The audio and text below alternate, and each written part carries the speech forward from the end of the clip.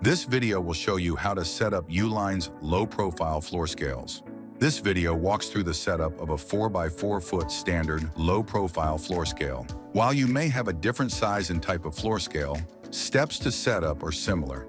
Be sure to select a location for the floor scale where it is least likely to be damaged by material handling devices and is free from vibration.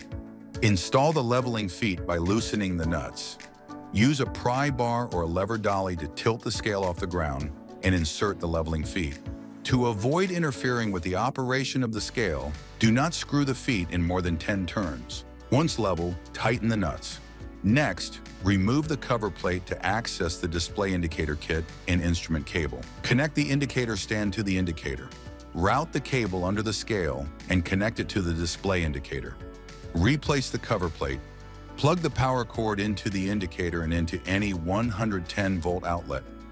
Low-profile floor scales come pre-calibrated and are ready for use. Be sure to shop now, watch more, and subscribe.